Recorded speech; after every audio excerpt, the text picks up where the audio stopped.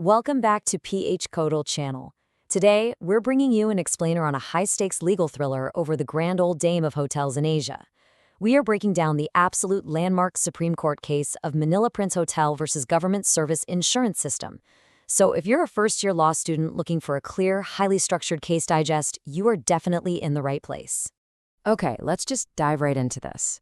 We're going to use the FAR legal brief method today to map out exactly where we're headed. The facts, the issue, the ruling, the rationale, and then we'll wrap it all up with a crucial Constitution 1 takeaway. Starting off with Section 1, the facts. Our story really begins when the Government Service Insurance System, or GSIS, decided to privatize and auction off a massive block of shares, specifically 30 to 51% of the issued and outstanding shares of the Manila Hotel Corporation. And remember, they weren't just selling some random real estate here. They were selling controlling equity in the historic Manila Hotel. Now, the auction itself came down to a fierce, incredibly close bidding war. On one side, you had Manila Prince Hotel Corporation, a domestic Filipino firm, offering to buy 51% of the shares at 41 pesos and 58 centavos per share. But then, on the other side, Renom Berhad, a Malaysian firm partnered with ITT Sheridan, bid 44 pesos per share. I mean, that is a mere 2 pesos and 42 centavos difference, but it temporarily gave the foreign firm the upper hand. It's crazy to see how quickly this escalated into a full-blown crisis. So the public bidding happened on September 18, 1995. But before the foreign firm could officially be declared the winner, Manila Prince Hotel swooped in on September 28, completely matching that 44 pesos per share bid. And to prove they meant business, by October 10th, they sent a 33 million peso manager's check straight to GSIS. But GSIS actually refused to accept it. Apprehensive that GSIS was going to just finalize the sale with the Malaysian firm anyway, Manila Prince Hotel ran straight to the Supreme Court, who quickly issued a temporary restraining order on October 18th. And that brings us to Section 2, the issue, where a simple corporate auction turns into a profound constitutional dilemma.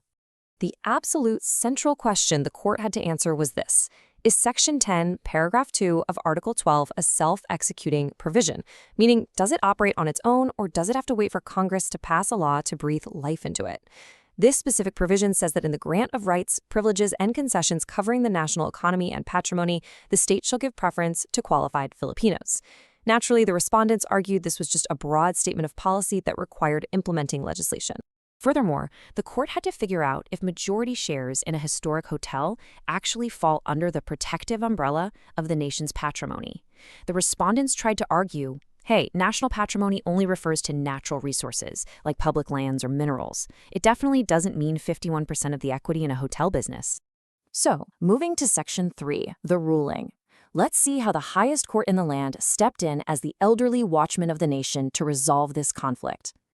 The Supreme Court's final mandate was completely definitive. They immediately stopped the sale to the Malaysian firm and explicitly ordered GSIS to award the shares to the Filipino corporation. The court officially directed GSIS to accept that matching bid of 44 pesos per share from Manila Prince Hotel and execute the necessary documents to actually make the sale happen.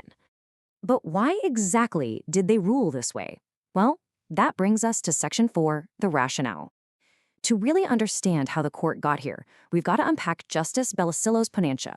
First off, the court ruled that the Filipino First Policy is a mandatory positive command that enforces itself by its own inherent potency. It literally doesn't need any new laws. It is a self-executing provision. When the Constitution says that preference shall be given to qualified Filipinos, it means exactly that. The right enforces itself, and the court heavily emphasized the doctrine that where there is a right, there is a remedy. And what's truly fascinating is how the court viewed the property itself. They pointed out that this hotel is a historic relic. It has witnessed 8 decades of Philippine history, which undeniably makes it part of the national patrimony. The court explained that patrimony isn't just strictly limited to natural resources. I mean, the Manila Hotel has hosted historic events, presidents, kings. It's intrinsically part of the cultural heritage of the race, putting it squarely within that constitutional definition. But what about that argument that GSIS was only selling paper shares and not the physical building itself? Well, the court said that selling 51% of the equity means transferring actual, real-world control and management of the corporation. You simply cannot disassociate that control from the historic hotel building and the land itself. Whoever owns 51% has actual control over the hotel, which brings the whole transaction within the purview of the constitutional shelter. Now, the respondents also tried to argue that GSIS is a separate corporate entity, so it's not technically the state. Relying on constitutional expert Father Joaquim Bernas, the court outlined the clear requisites for a state action. Because GSIS needed the Committee on Privatization's approval to carry out the sale, their transaction perfectly fit the requisites for a state action. They were fully bound by constitutional commands, and they couldn't just escape the Filipino First Policy by claiming a separate corporate personality. The Supreme Court actually used this highly emotive, powerful language to emphasize that turning over our heritage to alien hands violates the very spirit of the Constitution. To sell a historic landmark to a total stranger just because they offered a slightly higher bid, while completely ignoring a qualified Filipino firm willing to match that exact bid, is unacceptable under the fundamental law. The court ruled that if a Filipino matches the bid of a foreign firm, the award must go to the Filipino. Finally, we arrive at Section 5. What's the key Constitution 1 doctrine here? Let's synthesize this for your upcoming recitations. So, the absolute crucial takeaway is this fire synthesis. The fundamental law of the land dictates that in the grant of national patrimony, a qualified Filipino who matches a foreign bid must be preferred. You really need to remember these three things. Number 1, constitutional supremacy overrides any agency's internal bidding rules. Number 2, Article 12, Section 10 on the Filipino First Policy is absolutely self-executing. And number 3, the actions of a government instrumentality like GSIS definitely constitute state action and are fully bound by the Constitution. So, as we wrap up, think about the sheer power of the Constitution as the supreme law of the land. It makes you ask yourself, what other provisions are just waiting to be wielded directly by the people? This explainer really proves that the Constitution isn't just some passive document. It has judicial life and enforceable power the very moment it is ratified. If this explainer helped you master this landmark case, please remember to like, comment, and subscribe to the PHCodal channel for more legal deep dives.